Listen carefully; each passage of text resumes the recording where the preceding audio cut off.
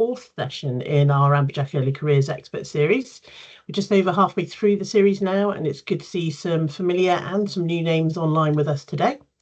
My name's Su Hadley. I am the Head of Attraction at Amberjack, and Amberjack, as many of you will know, especially those that have attended the series so far, is a leading provider of RPO services to the early career sector. We've got expertise across attraction, assessment, candidate management, technology, and learning and development. So in last week's session, we took a look at driving DE&I and recruitment objectives through your early careers attraction strategies. And we touched a little bit on digital media, but today we'll be exploring aligning your media choices to meet your early careers attraction strategies in some more depth. And I'm going to be joined by Chris May, the Managing Director at Graduate Jobs, who will introduce himself briefly. It's designed to be a short session, so as I say, we'll get started, but a quick reminder, we do have some time at the end for Q&A, so if you have any questions, please do put them in the chat as we go. If we can't answer them on this session, we will include them in our 6 at 6 follow-up later, which you'll all receive a copy of. So if everybody's ready, we'll get started. As I mentioned, last week we touched a little on what information you should be looking for when you're selecting a media partner. With media sources, the depth of data for targeting students varies from provider to provider, and the ways in which you can engage with students varies as well. So here's a quick reminder of some of those points that you should be asking of your media source. How do they acquire student signups? Is it a simple digital sign-up with little barrier for them, or is it in person where students have already shown a high level of engagement, or is it a combination of both? And what do they know about their students? How relevant and recent is the data?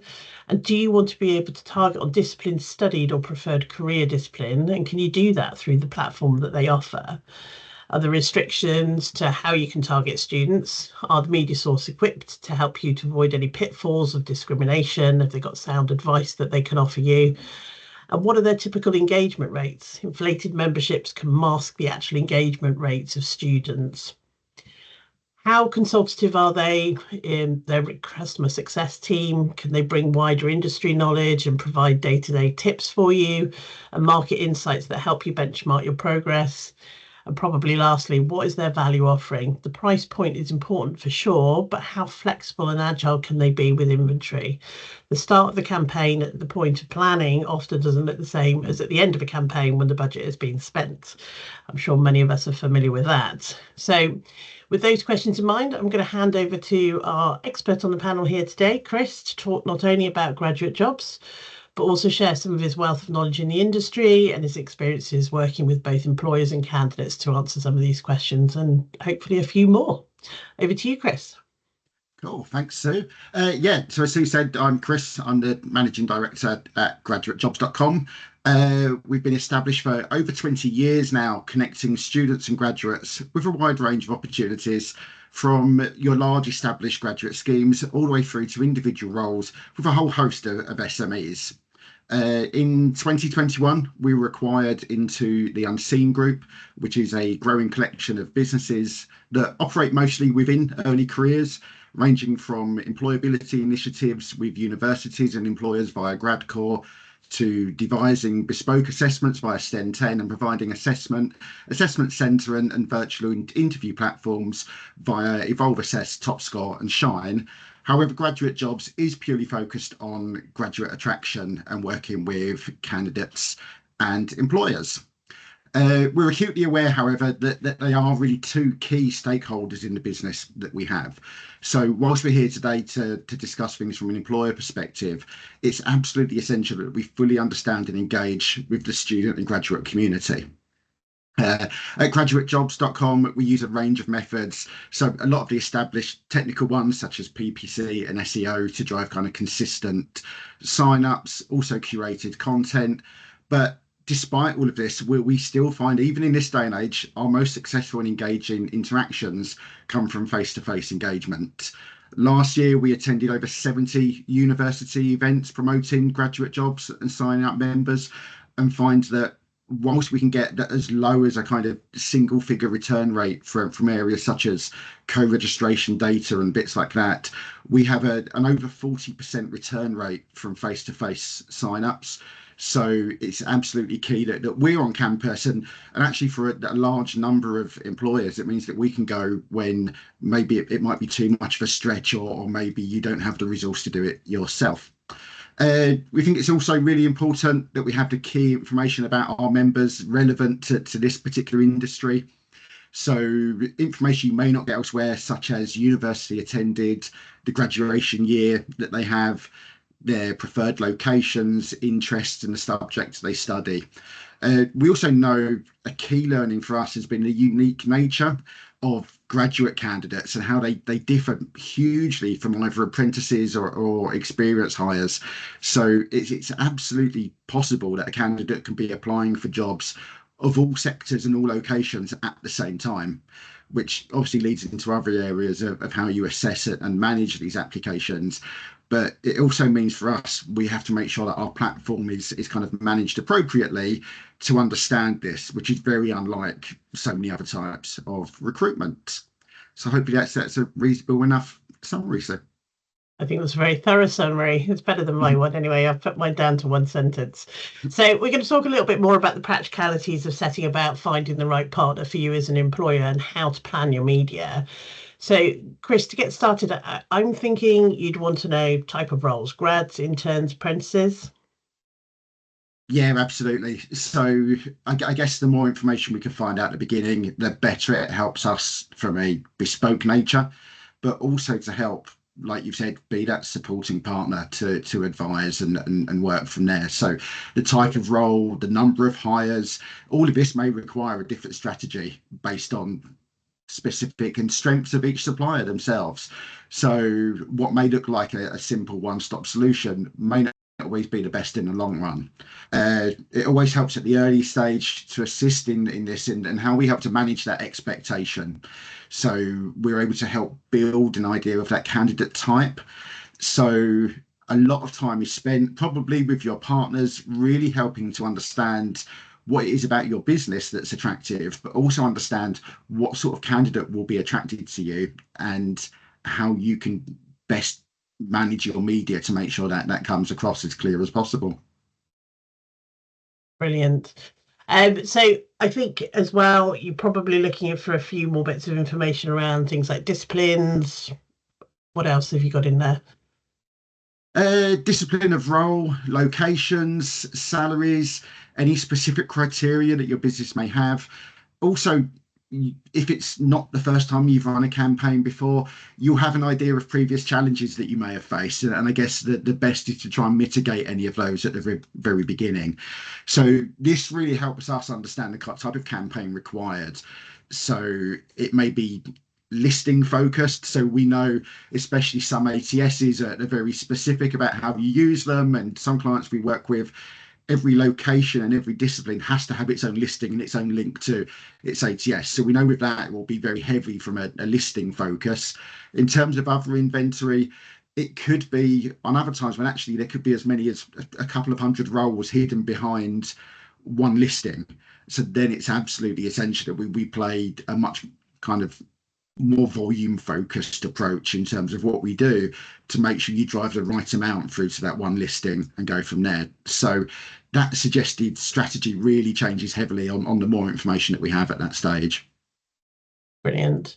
I think the Amberjack Attraction team have run hundreds of campaigns over the years, and in our experience, we certainly feel that certain job boards perform better for certain types of roles and certain types of clients actually as well. And I would add that not all early careers job boards are the same. So we've been in the industry long enough, Chris and I, to see graduate job boards cross over to running apprentice job boards and vice versa. This doesn't always work. And then there are also mainstream job boards that try to tackle the early careers market. So it's really important that you make sure you're talking with a specialist in the area that you specifically need. I definitely encourage that.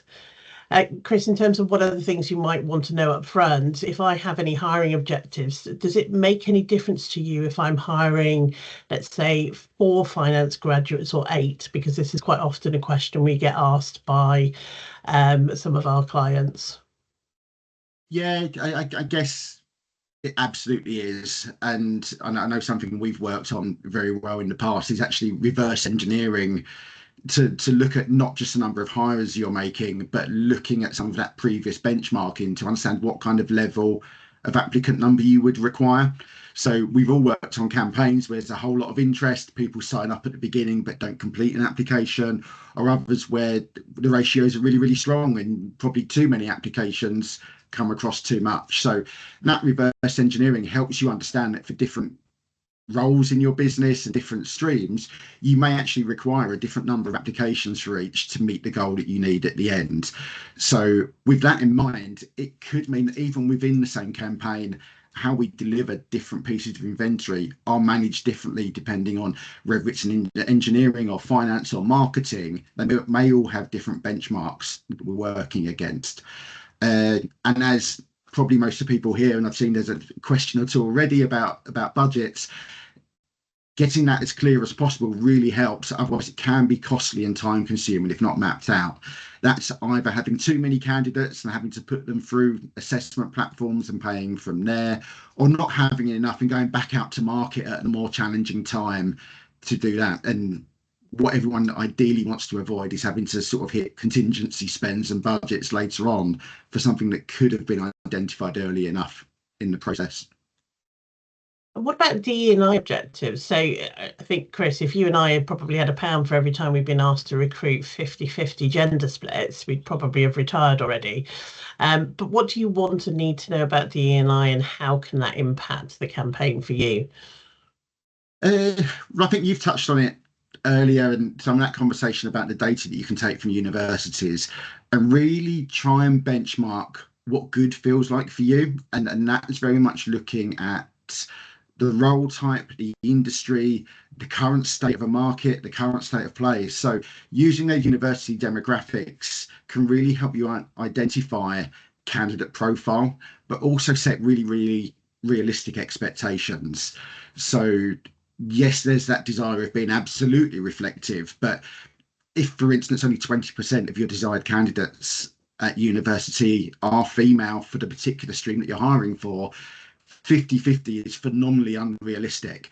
So to understand, look at what progress looks like and progression year on year is a lot stronger way than looking at it, and benchmark that against your own business, against your own sector and the type of role that you're hiring.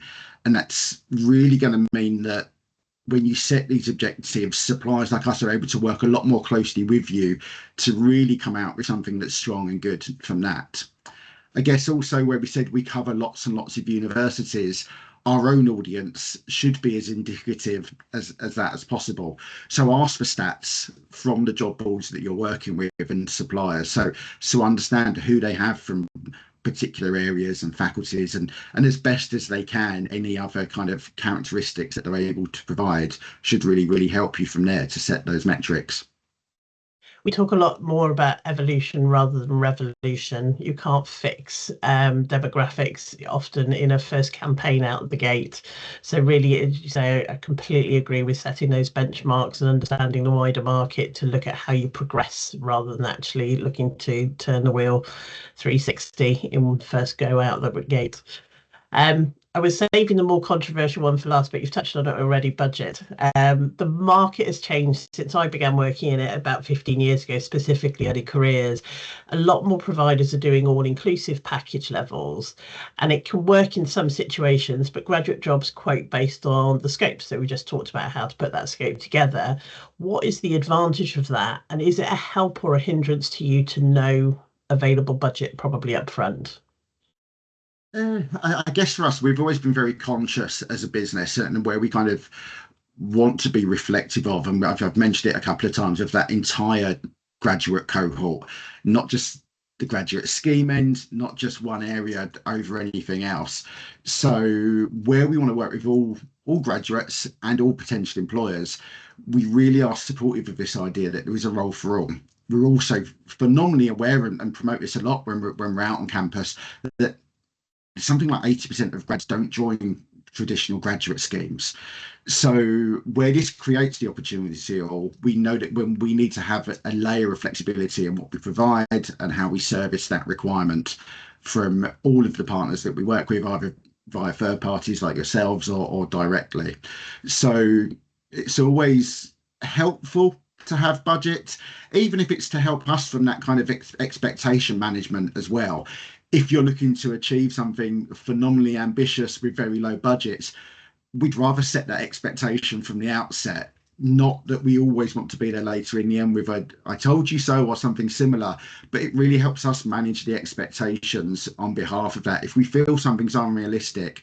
And I'd also argue we've been around for long enough now that if someone came with a phenomenally high budget, which we felt was unrequired for the need that you have, we'd reflect that back as well, because it's equally important that we have this ongoing relationship beyond just that one or first campaign. One cohort, and I think that's sort of a level of agility as well. So let's say we've shared the requirements. So how do we now get the most out of our inventory that we've booked on with a media source? I think there are two top tips that I would share. The first being to create a combination of push and pull inventory. So push inventory is highly targeted activity that is actively delivered to specific audiences. That usually is things like targeted emails or paid social media, etc. And pull inventory is the more passive item sitting on media platforms waiting for candidates to discover it through search. So employer profiles, job adverts, it could be graduate testimonial videos, etc. We always recommend a mix of both to reach engaged students who are looking for your roles and opportunities, but also broaden your reach by targeting your ideal students through that push activity as well. We also plan the majority of our inventory before the campaign begins. So this is quite easy for us to do because we're familiar with how well certain roles and sectors perform, which ensures we can implement our second tip, which is holding back some inventory. So we always hold back some inventory for the last, say, third of the campaign, so we can pivot and prioritize challenging roles. For us, that's usually things like sales or logistics. Those are typical. Sales is obviously not highly studied. Commercial might be. Logistics also a low level study rate. Locations, it will always hit you with things like Peterborough or Bristol. Those are our two favourites that always cause us a little bit of a challenge. Or if a client's launching a new role, we haven't seen it in the market before, we might be unsure as to how it will be received. So we'll always have kept a little bit of inventory aside to push if that is required. Chris, have you got any hints and tips on how to really make the most of that with their inventory as well? Yeah, I guess this comes down to just really important that you manage good relationships with your suppliers, and not just the person that you might engage with at the beginning, but customer success teams as well, who are there and they usually kind of objectivized on performance of campaigns and making sure that deliverables are met. So I can't really speak for others, but we know that flexibility is probably essential when dealing with some of these challenges that may or may not have been anticipated.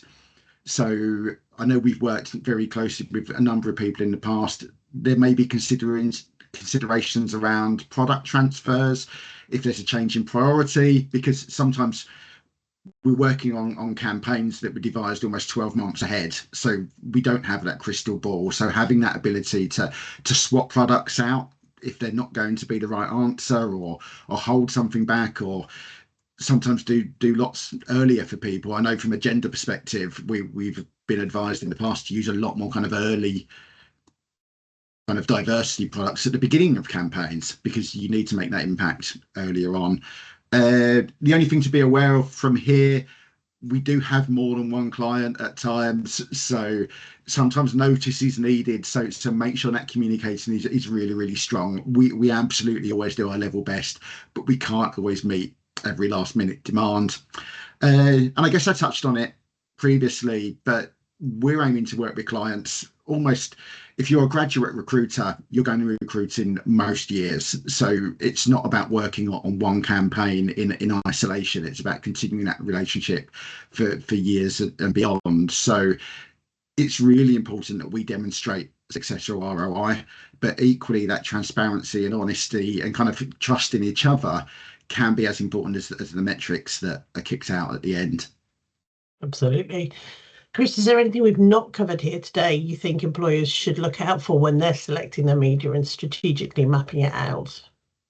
Yeah, there's a couple of bits here. So one is actually when you talk about inventory and job postings and emails and social media support, We've actually got a slightly different approach in how we manage these and how we discuss it with clients. So we break it into kind of four key areas, whether it's attraction, whether it's targeted inventory, whether it's employer branding, or whether it's diversity. And putting it into those kind of four boxes helps us really understand kind of what those motives for our clients are and how they work. Something else is really key, and I touched on it at the very beginning, is to prioritise our innovation and development based on the needs of our candidates rather than our clients, because they're ultimately kind of the people that are our product on the other side. And if we get those right, then the employer should and will always see the value in this, especially in the niche area of graduate recruitment and how that's different. I mean, ultimately, our product is our member base. The inventory is how we best match those candidates and students and graduates with the roles that we're promoting, and vice versa. So always consider this when choosing partners, rather than just the latest tech or development. What value does it have to a candidate, and why would they interact with that service? Brilliant. So I'm going to have a little look at some questions. We're desperately on time, so that's amazingly good first. And I think there's some really interesting ones in here, some of which we slightly covered, but some of which we haven't covered in great detail. So first question that came up was obviously about prioritizing budgets. Is it best basically to split the budget across multiple sources or one big one if you've got a limitation in terms of your overall budget? So for me, it's in the information initially. What you might choose to do will depend really on what your requirements are. I think if you've got a mainstream role with a large volume against it, you don't have maybe several schemes that you need to promote at once, it might be better to focus on, looking at the niche elements that you're looking for and try different media in smaller parts. If it is that you're looking for a big package spend, you might want to go for media sources that give you unlimited availability of job adverts so that you can cover, let's say you've got 10 or 15 different types of schemes. So that's probably a key way to organise it in terms of which media source to prioritise. That really depends on what the scope of the role is. Chris, I don't know if you'd add anything else on that budget question that's in the chat. Yeah, I mean, I'd have one hat on that would suggest that you use one supplier if it was asked, and to do that, and just have the conversations. I mean, it doesn't necessarily mean what you go with at the end. Maybe one or other of those options, or either splitting or going with one, but have those conversations and be kind of assured by the feedback that you get from the suppliers in terms of what might be that strongest strategy there. Even play the devil's advocate of suggesting one way or the other and see what you get back. I think it's really going to be case by case as to what's best and what's the strongest solution in that situation. And for us, it's a little easy because we have, you have the experience from your side, we have the experience on planning across multiple campaigns as well. So there is a certain amount that I would just say it's just knowledge and experience. We know what works well, so we would know how to divide up that budget appropriately, and work from there. But it is a bit case by case, which is going to make these questions a bit more interesting, I think. I'm going to skip around the questions a little bit. If a media source isn't delivering on diversity goals, like increasing female applicants, how do you recommend working with them to improve this? Them being you, Chris, in this case. What is fair to ask for in terms of improvement? I don't know if you want to start on that question. Yeah, and definitely an interesting one. There's lots of that kind of leading horses to water, but not being able to force them to drink. It's understanding what elements of what you have that may not. So I guess it's more questions, it's more data, it's more appreciation of that. I know something we changed last year, so we relaunched our graduate women product last year, very much around the education piece rather than just the targeting. So I feel that what kind of existed a lot more elsewhere in the more generic market was just being able to identify a candidate group and then target a message at them. The point of graduate women is a lot more about educating through case studies and employer branding, and then having that consistent approach of leading them to the job application afterwards.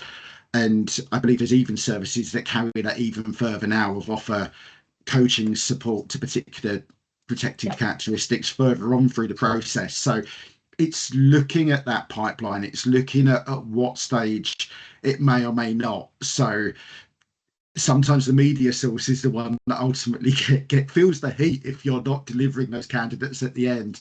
But sometimes there could be something on your application page that isn't working. There could be, I won't mention one client, but a few years ago we had this conversation and found that once they left our website, every page on their ATS that took them through to the final application had no imagery of women. Not by chance, not by a complete kind of lack of chance and focus. And just being able to identify that was, if you were going through that process, how would you feel at that stage? And as you can imagine, we were highlighted as, we're not getting enough women through the process. However, looking at that, we could identify different areas of improvement. So it's always understand that there's kind of levers that can be pulled in lots of areas. And again, the common thread in this is going to be communication. It's going to be that kind of honesty about that conversation, and with that we can best work to hopefully sort of address any situation and come to successful conclusions. I'd probably add to that from our point of view, where we do use multiple sources. We're very discreet in terms of comparing media sources, both media sources, when we talk to each media source, but we do have a look at performance, and we'll have a look at conversion rates, and we'll talk to each media source about, as you say, Chris, it's a conversation. We'll talk about how things are performing, what is working well, and we'll listen to the feedback in terms of what we can change. I would say there's always a bit of a difference between looking at percentages and there are looking at volume. And I think we spoke earlier on about the scoping. If you know and understand the E&I objectives up front, perhaps prioritizing media that will get you more targeted applications first, and then not build up, because if you build up let's say it's females, that's the easiest one to look at. If you build up a large volume of male applicants in the first 2 weeks, you're going to have very big difficulty changing it as a percentage in the latter 3 weeks of a campaign. So really having a look at what you're doing up front and planning out and anticipating that need will help you there as well. I think we can probably squeeze in one other question here. So Yvonne's asked, how do you measure the effectiveness of face-to-face interactions with students? And I'm not sure if that's the measurement for you, Chris, in terms of obtaining students on campus, or for me in terms of events on a campaign. So quickly for us, and it's relatively simple. We've got a bespoke sign up system, so candidates do physically sign up to our website when they're there. So it's not just an interaction that goes away. We take a large number of tablets that are connected. We capture the information. It means that for every event we go to, we're managing our own ROI and what happened. So for every university event we attend, we know how many people we signed up, how many people validated their account, how many uploaded a CV. We've even just added this year the metric of how many jobs they go on to apply for per candidate as an extra layer from there. So it's a huge outlay. It's probably a majority of our candidate acquisition spend each year as a business ourselves. So we need to understand that. But it's also information we can share back with clients as well, in terms of the most engaged universities, the most successful events, because as there's probably people here looking at already at October, November, and wondering how they're going to attend as many venues as they need to. It's the same for us. So ours is through the tech that we're able to manage that and understand where that engagement comes from. I think if we flip the question, for us, it would be the same. So we have a candidate event booking portal, which allows you to register students on campus as well. So any of our clients can use that as they go out. And that means that we can, again, evaluate the effectiveness of face-to-face engagement with students as well. So I think we've reached the end of the session. I think we've done pretty well for time. A couple of questions. Don't forget, we will send you our 6 at 6 later today. I've popped in the chat if you want to hear a little bit more about things like the candidate event booking portal. We're going to be talking about targeting universities next week, so the link to sign up is in there. But thank you, Chris, so much for your insights today and talking with us.